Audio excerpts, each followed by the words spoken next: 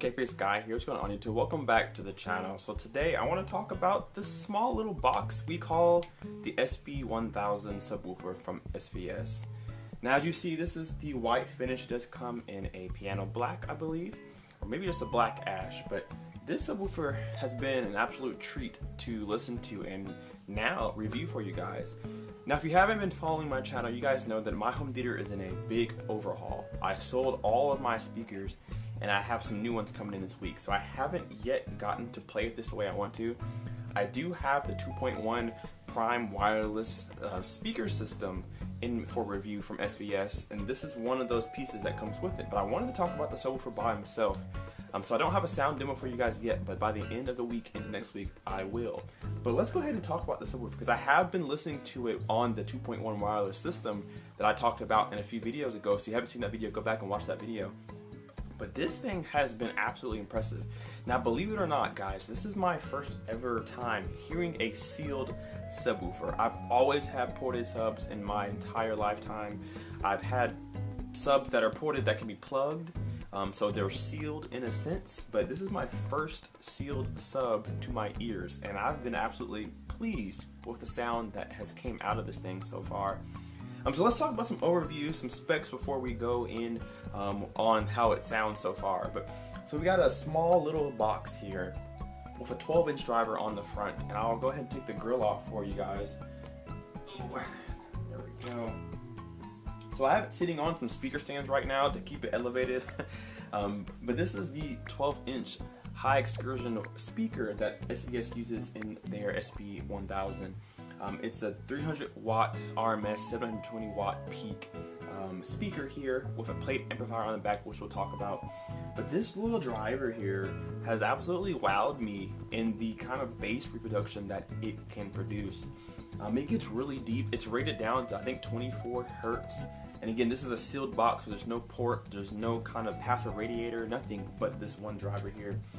And it's absolutely sounded phenomenal with a low bass. Now, SB or sealed boxes are meant to have a much tighter, maybe even a little more punchier and accurate bass response compared to, say, a ported box. So again, this is my first time hearing a true sealed box, and that statement stands true. It is such a tight sound, very accurate. It gets really deep, and the frequency response is really flat. I don't really have any peaks or dips in the frequency response from the subwoofer itself. Of course, the room acoustics plays a factor, but the sub itself is absolutely flat sounding all the way down to about, it says 24, but I think I get a little bit lower, maybe 22 or 21. And it does it with a little bit of authority down there as well, which is what you want out of a subwoofer. So this is a 12-inch speaker in the cabinet here.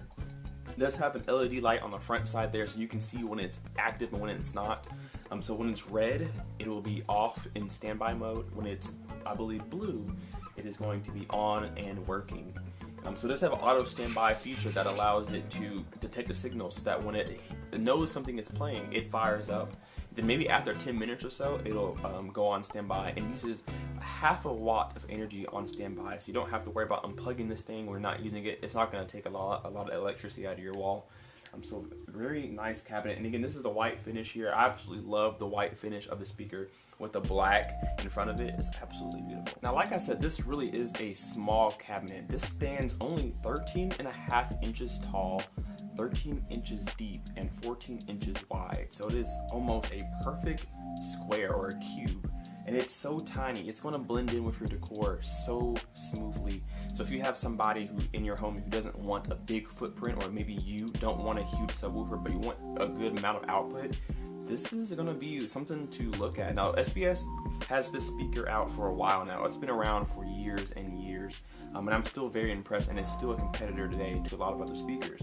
So don't count this one out. I know SVS has their SB1000, 3000 series, the PB4000, the SB4000. I know those are still out there and those are kind of the rave, but don't forget about this guy. Again, this is a small footprint. It's going to give you some good bass. So not only is a small footprint good for rooms that aren't big or for people who don't want a big subwoofer, this is also good for placement. Imagine all the places you can put a small subwoofer that you can't with a big one. Placement is very important. I've talked about that in many videos, so check my how-to playlist if you want to know about speaker placement.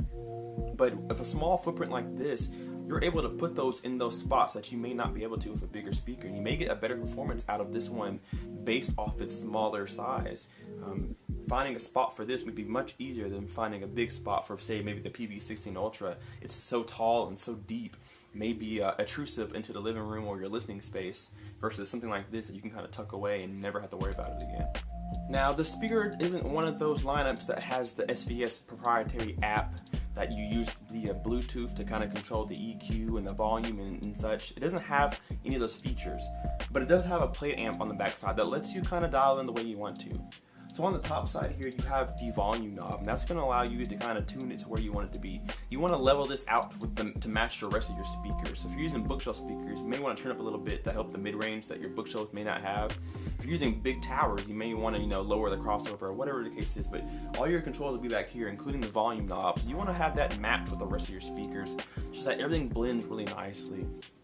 Just below it there in the middle is the phase, and the phase allows you to, this is more towards keeping the speaker moving in the same direction as the rest of your speakers. So if this is in the front, you want your front speakers to be moving the same direction as your subwoofer. So when I say moving, I mean the speaker itself.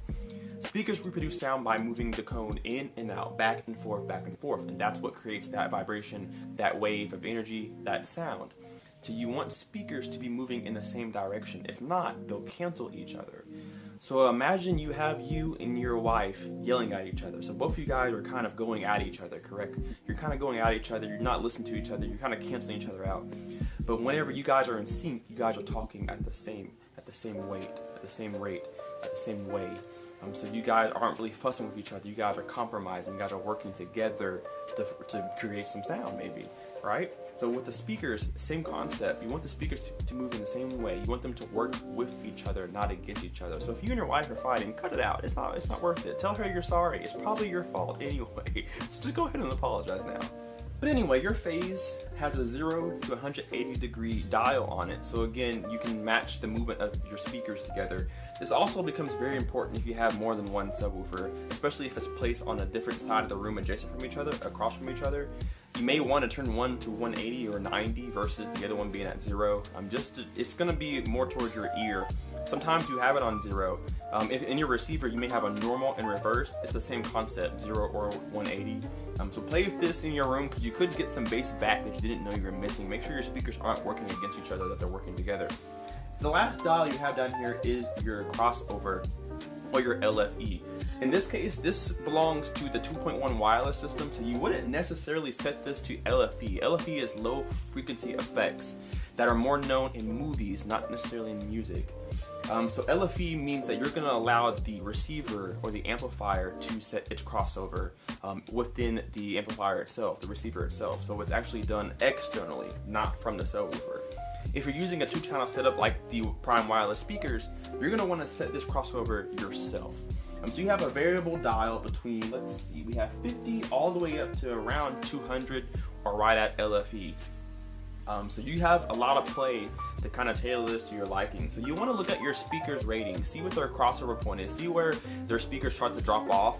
That's where your subwoofer wants to take over. So if I have a bookshelf speaker that gets to about 55 hertz to its lowest amount before it drops off, I would probably set this around 70, 65.